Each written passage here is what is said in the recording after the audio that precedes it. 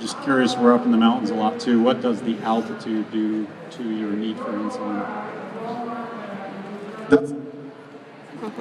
That's a great question. I found with altitude, like for instance, when I was competing full time, whenever I would go to the West Coast compared to competitions on the East Coast, my blood sugars were always completely different than what I was used to at home, whether that be Utah or Colorado.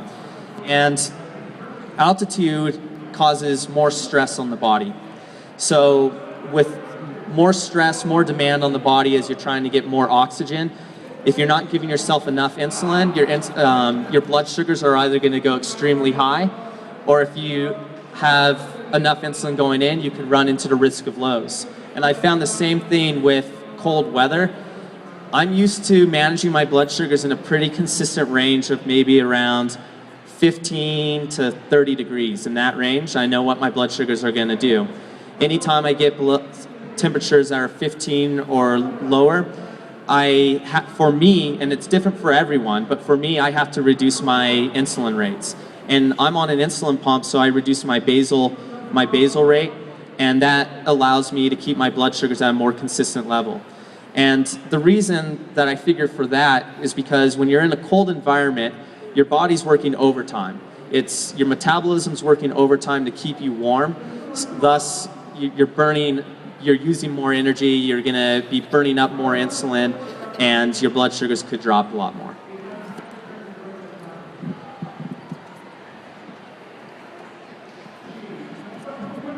You talked about protecting your insulin and keeping it warm. How do you do that?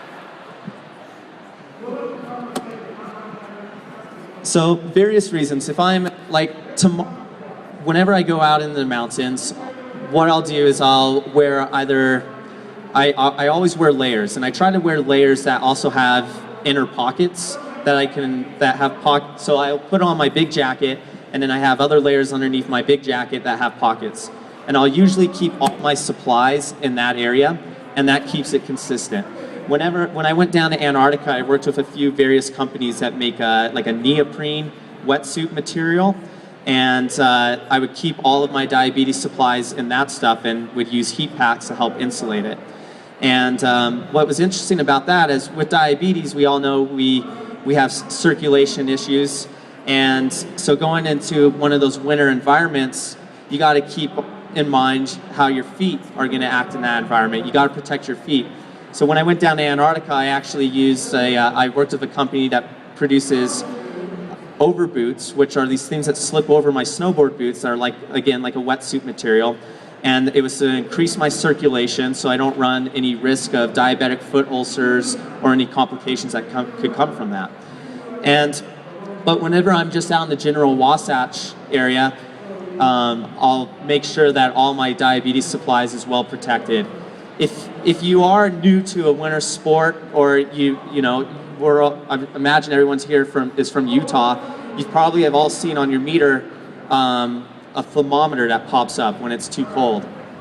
One way to treat that is if you ever get a cold meter and you can't test because you're getting that thermometer symbol, is to pop out your battery to your meter and warm up your batteries. And then what I'll do is I'll put that back in the meter, I'll put the meter underneath my armpit, and then I'll quickly grab a test strip, put it right there, and test. And I'll just try to keep it as warm as possible.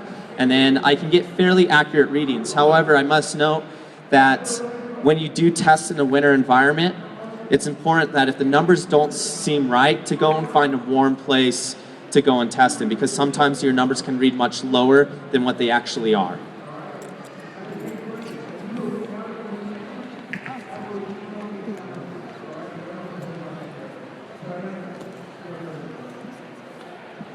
Have you always been on shots, or do you have a pump? Or a sensor? I started out once I was diagnosed. I went about a year on shots, and after a year I moved on to insulin pump therapy. And insulin pump therapy has been extremely great for what I do. And I recommend for anyone that's wanting to look at different sorts of therapies to walk around the booths today, see what is offered out there. There are many pump companies, there are many pen companies, and one thing that works well for me may not work the best for you. And right now I'm currently on an insulin pump, and that works fantastic for me. And there's no way I would go back on that. For me, it gives me a lot of freedom and what I love to do in my life, and allows me to feel a little bit more normal.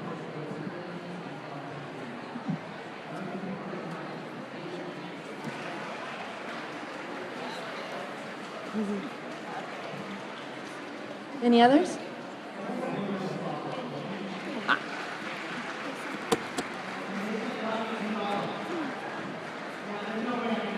I have two questions. One, as a parent of a child that has type 1, what's the best advice that you can give to us, the parents, to support our children to achieve their dreams, like your snowboarding dream?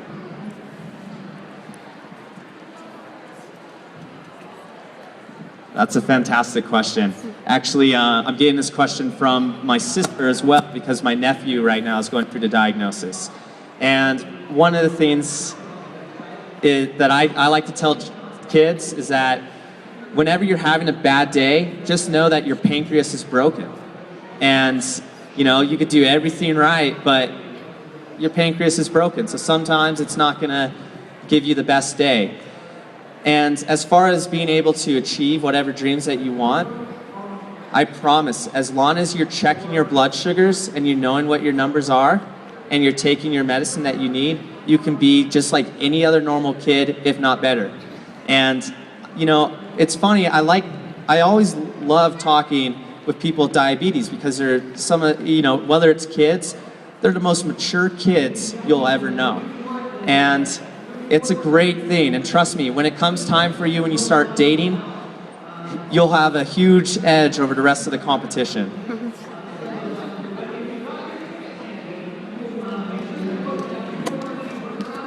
Any more questions? There's got to be someone out there with a question. Oh.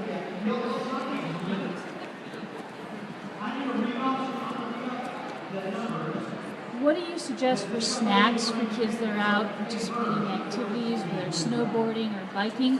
What do you do for like higher protein to balance out those sugars when they're active?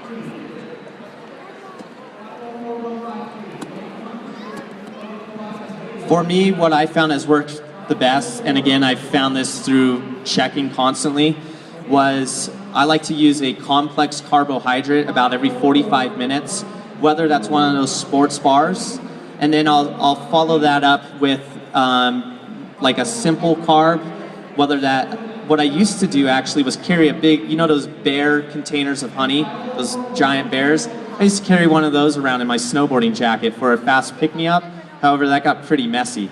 So now I use those gel packs. I find there's a company called Honey Stinger that makes quick, fast-acting, simple